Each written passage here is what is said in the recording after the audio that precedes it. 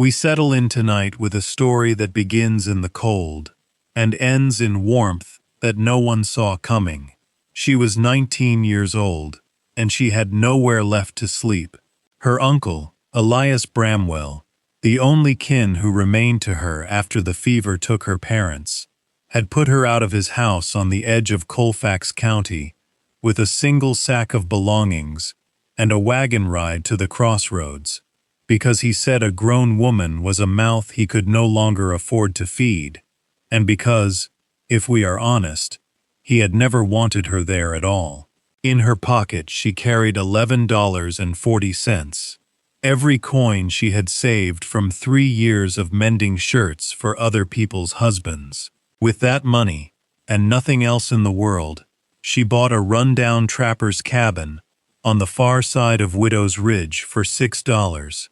A crooked little structure the county had long since forgotten, its roof caved in on one corner, its door hanging by a single hinge, a place so worthless that the man who sold it to her laughed as he pocketed her coins and told her she'd be lucky to last the winter. It was, by every measure the town could offer, a foolish purchase, made by a foolish, cast-off girl.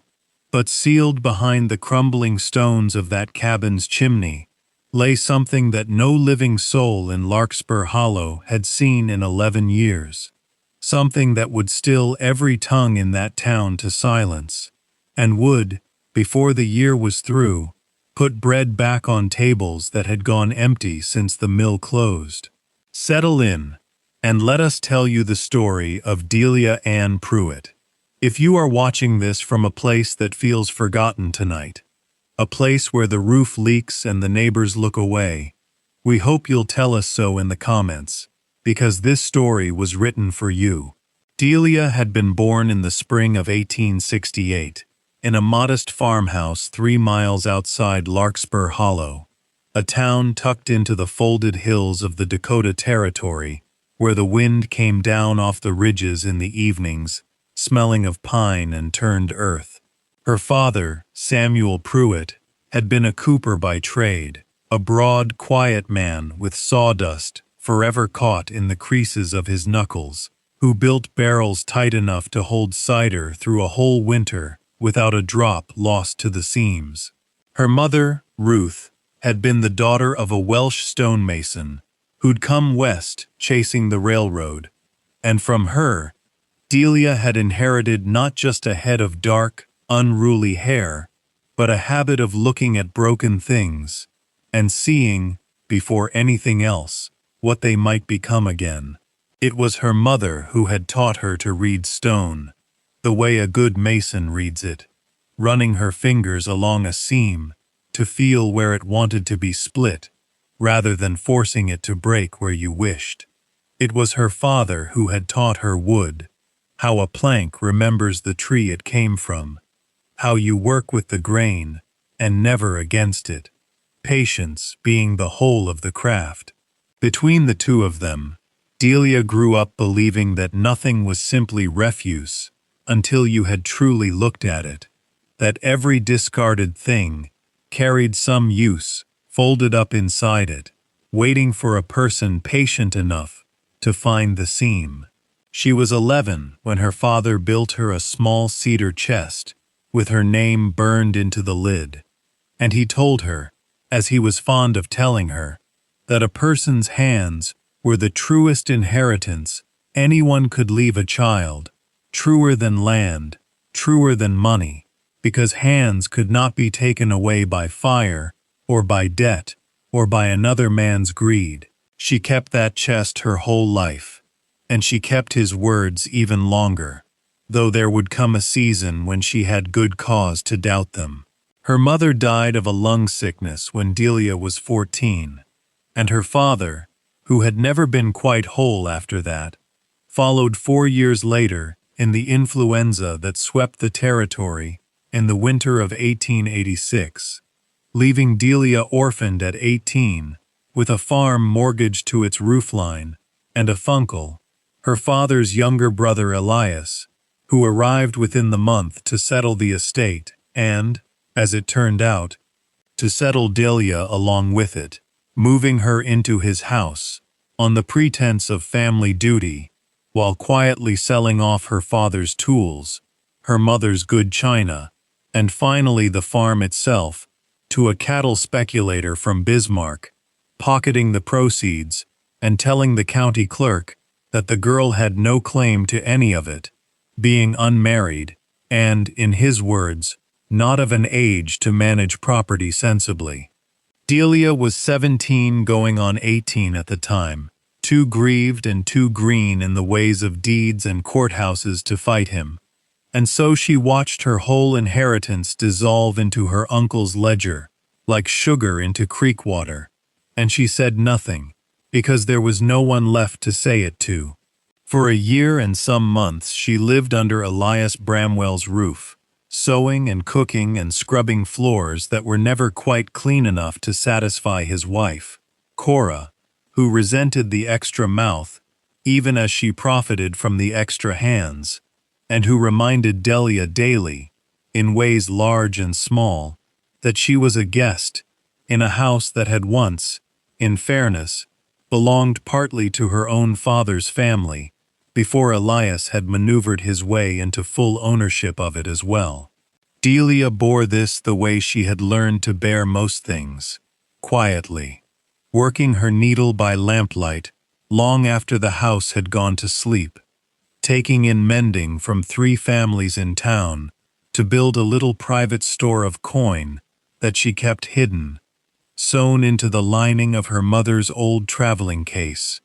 because some instinct in her, some inheritance of her mother's stubborn stonemason blood, told her that a day was coming when she would need to stand on her own 2 feet, with nothing beneath her but what she herself had built. She was right to listen to that instinct. In the autumn of 1887, when she had just turned 19, Elias called her into his study one evening and told her, without much ceremony, that Cora was expecting again, that the house was too full, that a niece of 19 ought to be out finding a husband or a position rather than lingering under a married man's roof, drawing talk from the neighbors, and that he had arranged for a wagon to carry her and her single trunk to the crossroads at first light. He gave her, as a parting gesture he seemed to consider generous, $3 from what he called the last of your father's estate, though Delia knew full well that sum represented nothing but a fraction of what he owed her, and what he had no intention of ever repaying. She left before dawn the next morning, with her mother's traveling case, her father's cedar chest,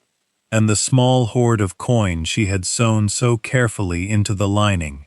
$11.40 in all, counting Elias's grudging 3. She did not weep, not where the wagon driver, a taciturn man named Otis Kane, who hauled feed for the mercantile, could see her,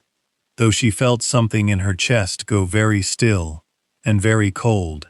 the particular stillness of a person who has just understood that no one is coming to help her, that whatever life she was to have from this day forward, she would have to build with her own 2 hands, exactly as her father had promised her hands could do. Otis let her off at the crossroads outside Larkspur Hollow, a town she had visited a handful of times as a girl, but never truly known, a mill town of some 400 souls, whose fortunes had once turned on the grist mill down by Sable Creek, but which had fallen on hard years since a dam upstream had silted the mill race and starved the wheel of its water. Half the storefronts on the main street stood shuttered. The church took up a collection most Sundays just to keep its own roof from failing. It was not, on its face, a town that had much to offer a penniless girl of 19 with no family and no trade beyond a needle and a memory of her father's woodwork. Delia spent her first 2 nights in Larkspur Hollow, sleeping in the loft of the livery stable, by the grudging permission of its owner, a heavy-set man named Warwick Duffy, who charged her $10 a night and eyed her belongings with a suspicion that made her sleep with her mother's case beneath her head. On the third day, walking the length of the main street to see what work might be found, she overheard two men outside the land office discussing, with some amusement, the fate of the old trapper's cabin up on Widow's Ridge, a half-collapsed structure that had belonged, decades before, to a solitary fur trapper named Josiah Coles, who had died alone up there in the winter of 1876, and whose claim had reverted to the county, unclaimed and unwanted, ever since. The land agent, a thin, dry man named Pruitt Salis, no relation to Delia, despite the near echo of the name, was laughing that he'd sell the whole parcel, cabin included, for $6, to anyone fool enough to want it, since the roof had fallen in on the north corner, and the chimney was cracked clean through, and nobody in the county had shown the least interest in 11 years. Delia stood in the street a long moment, turning the words over, and something in her, some old habit of her mother's stonemason eye, some memory of her father saying that nothing was refuse until you had truly looked at it, made her walk into that land office and lay 6 of her precious $11 on the counter before she had fully decided to do it. Salis looked at her as though she'd lost her senses, a girl of 19 with a traveling case and no wagon, buying a ruin on a ridge 3 miles out of town where the nearest neighbor was a full mile off. He took her money anyway, laughing behind his hand as he wrote out the deed,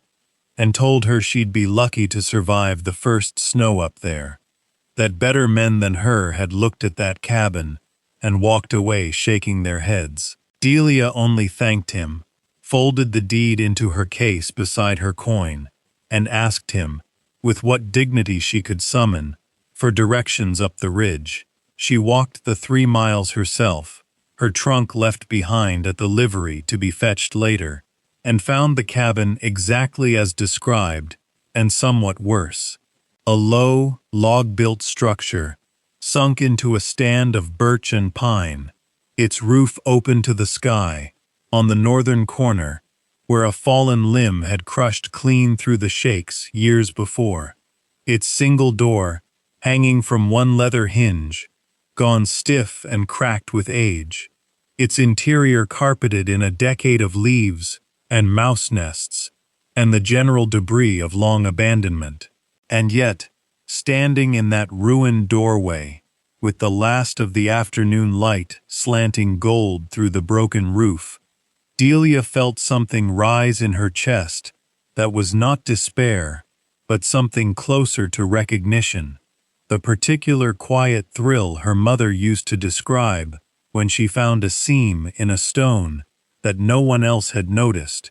and she thought, standing there, that whatever else this cabin was, it was hers, entirely and only hers, the first thing in her whole life that no uncle, no cousin, no distant claim of family could ever take from her again. She spent that first night wrapped in her mother's traveling shawl, beneath what remained of the sound half of the roof,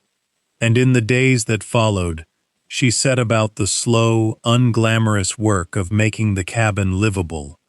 patching the roof with birch bark and pine boughs lashed tight against the coming cold, sweeping out the leaves and nests, mending the door hinge with a strip of harness leather she bartered from Duffy at the livery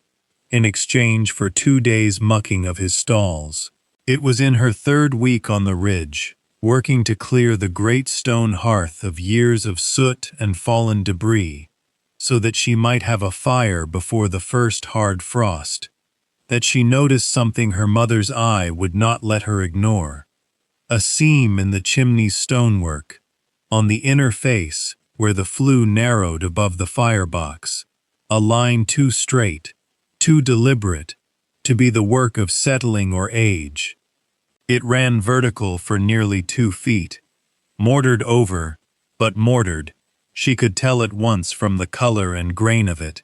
at a different time than the stones around it, as though someone had opened that chimney once, long ago, placed something within it, and closed it up again with a hand that meant it to stay hidden. She worked at that seam for the better part of 2 evenings, first with curiosity, and then, as the shape of a small cavity began to reveal itself behind the loosening stones, with a hammering heart that she could not entirely explain to herself. On the second night, by the light of a tallow candle she had made from rendered fat, she finally worked free the last of the mortared stones, and reached into the dark, dust-choked hollow behind them,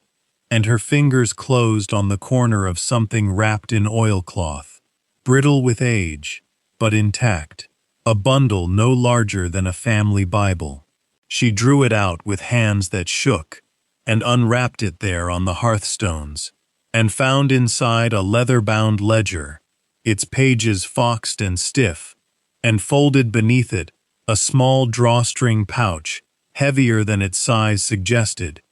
and beneath that, folded into quarters, and sealed with a wax stamp long since crumbled to dust, a letter addressed, in a careful, old-fashioned hand, to whoever should one day find it. The ledger, she discovered as she pored over it by candlelight deep into that night, was the trapping and trading record of Josiah Coles himself, the man who had died alone in this very cabin 11 years before,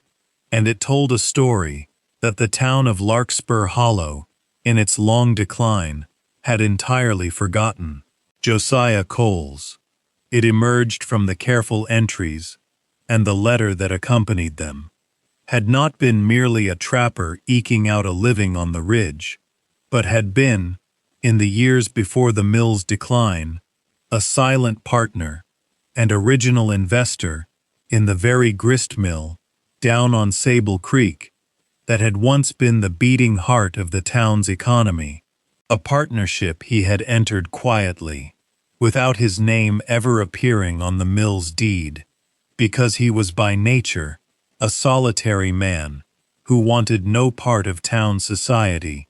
but who believed, as the letter explained in his own plain words,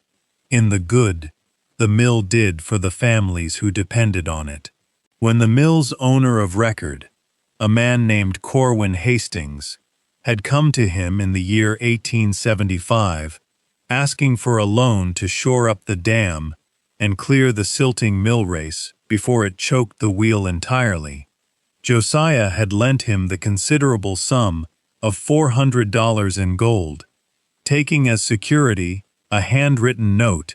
duly signed and witnessed, that entitled Josiah, or his heirs, to a full quarter share of the mill's ownership and profits, until the debt and its accrued interest were satisfied. Before the arrangement could ever be recorded properly at the county courthouse, a formality Josiah, in his mistrust of townsfolk and officials alike, had kept putting off, the brutal winter of 1876 had taken him, alone and unwitnessed, on the ridge, and the note, along with the gold he had kept in reserve against his own old age, had simply vanished from the town's knowledge, along with him, sealed instead, behind his own chimney stones, waiting 11 years for a hand patient enough, and honest enough, to find it. The pouch, when Delia finally worked open its drawstring with trembling fingers, held not gold coin as she had half expected, but something in some ways more remarkable, a smaller sum of $18 in silver, clearly kept back as a kind of emergency reserve, and,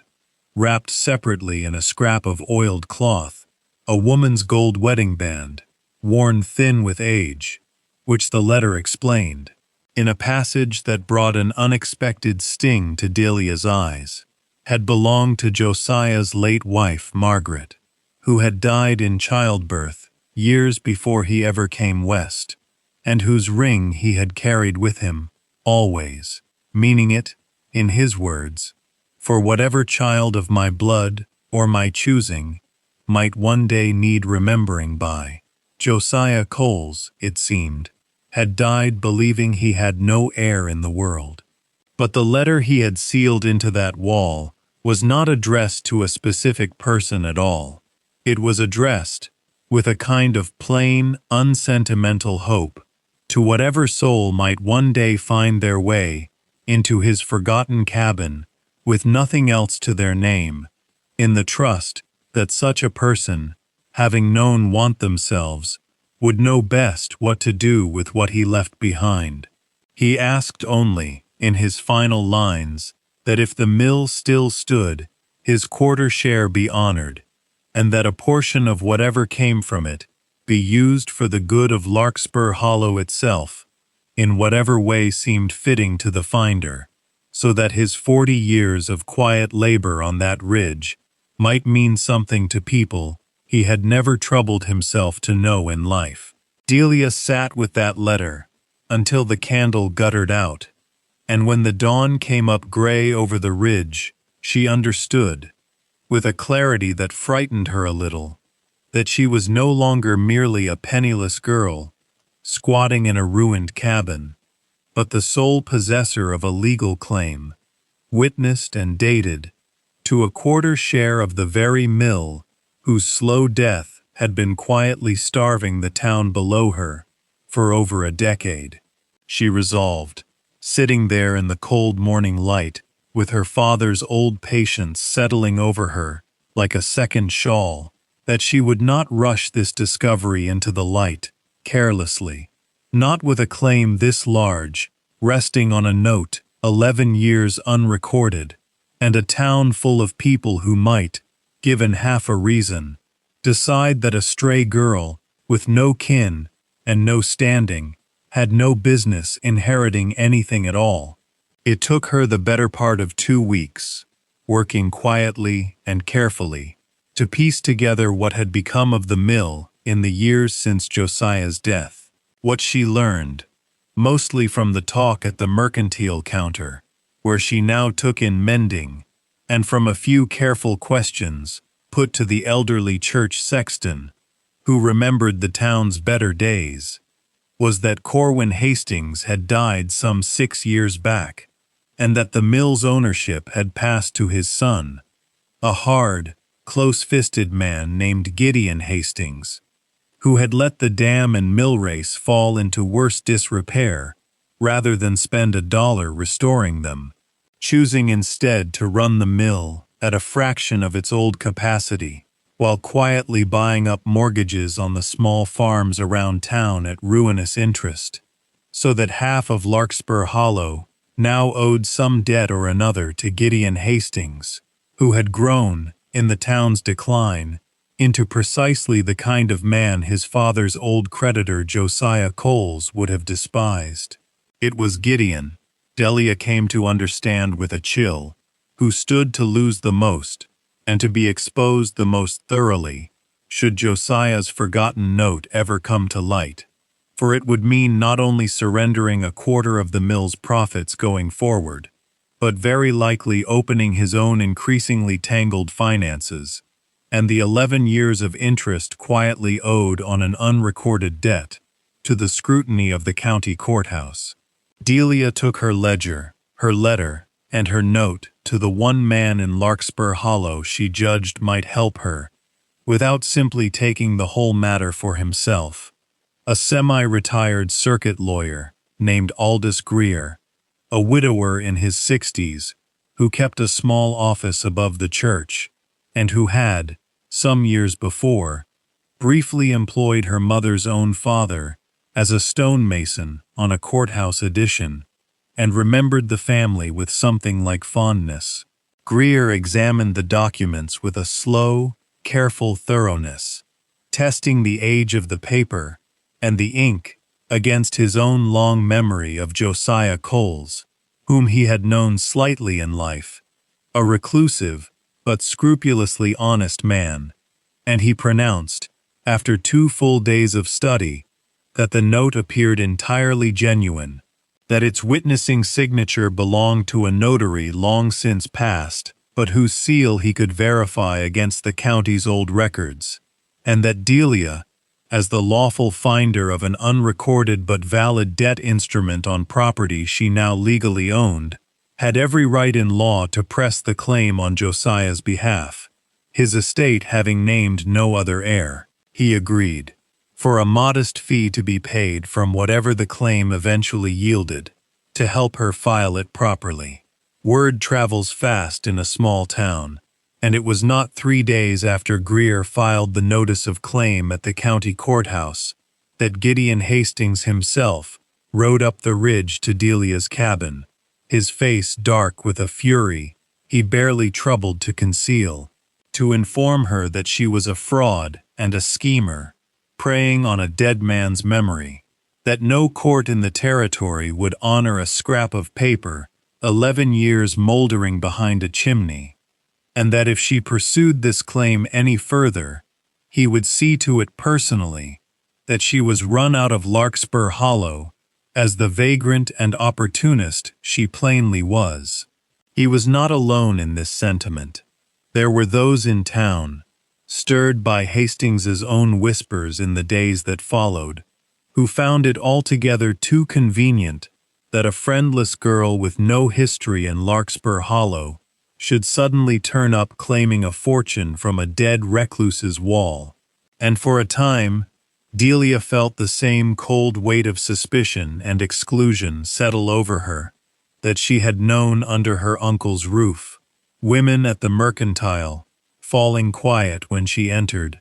the minister's wife, crossing the street rather than greet her, as though poverty itself were a kind of guilt that required only the right accusation to prove. But Delia had not spent a lifetime learning to read the seams in broken things, only to be undone now by a rich man's temper, and she did the one thing that Gideon Hastings, in his fury, had not accounted for. She went,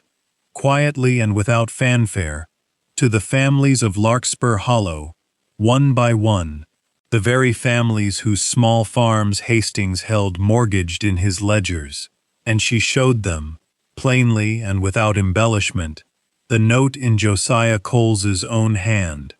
the ledger recording his years of quiet investment, and the letter in which he had asked that whatever came of his forgotten claim be turned, in some part, toward the good of the town itself. She told them simply that if the note held and the mill's true accounts were opened, there might yet be a fair reckoning of what Gideon Hastings truly owed the town in return for what the town, through its silted mill race and its unpaid debt to a dead man, had quietly been subsidizing him for over a decade. She asked nothing of them but their honesty when Greer's inquiry came calling, and one by one, the widow Colby whose husband had died, still owing on his land, the Alderson brothers, who ran the last working forge in town, old Sexton Whitfield, who had buried half the founding families of Larkspur Hollow with his own hands. They began to speak, carefully and then more freely, of the years of Gideon Hastings's quiet cruelty, of interest rates padded past what any honest note allowed, of a man who had let the mill decay on purpose because a starving town made for easier prey than a thriving one. The matter came at last before the circuit judge, when he arrived in Larkspur Hollow that November for the county's quarterly session, and it was there, in the crowded back room of the courthouse, with half the town pressed in to watch, that Aldous Greer laid out Josiah Coles's note and ledger before the bench, and Gideon Hastings, cornered at last by his own mill's true accounts, which Greer had subpoenaed and studied line by line, was forced to admit, under the judge's questioning, what the town had long suspected but never proven, that he had for years collected profits and interest owed in substantial part to Josiah Coles's original quarter share, had padded mortgage rates well beyond the legal county maximum on more than a dozen local farms, and had let the mill's works fall to ruin, not from want of funds, but from a calculated preference for his own comfort over the town's good. The judge's ruling, when it came, was thorough, and, to Larkspur Hollow's lasting satisfaction, entirely just. Josiah Coles's note was recognized as valid, his quarter share, and its 11 years of accrued interest, awarded in full to Delia, as his rightful, if unnamed, heir by discovery. The illegally padded mortgages, held against a dozen local families, were voided back to their lawful rates, with restitution ordered for the overcharges. And Gideon Hastings, his reputation and his finances alike in ruins, sold what remained of his interest in the mill within the year, and left Larkspur Hollow for good, a quiet, and we think, entirely fitting justice for a man who had mistaken a town's desperation for his own good fortune. Delia did not keep the whole of what came to her. True to the promise she had made herself on that first cold morning, reading Josiah's letter by guttering candlelight, she used a substantial portion of her settlement to have the dam and mill race properly rebuilt, restoring the mill's wheel to full working order for the first time in a decade,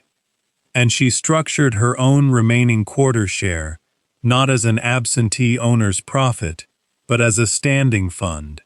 administered with Greer's help, to forgive a portion of debt for any Larkspur Hollow family fallen on hard times. A fund the town came, in the years that followed, simply to call the Coles Trust, in honor of the solitary trapper who had never lived to see the good his quiet investment finally did. She kept the cabin on Widow's Ridge, rebuilding its roof and its chimney with her own 2 hands, and the help, eventually, of neighbors who had once crossed the street to avoid her, and now came instead to sit at her table. And she kept, too, Margaret Coles's thin gold ring, wearing it always on a cord about her neck,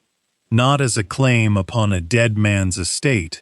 but as a private reminder of the promise he had made to a stranger he would never meet, that even a forgotten thing, sealed away and unlooked for, might still find its way,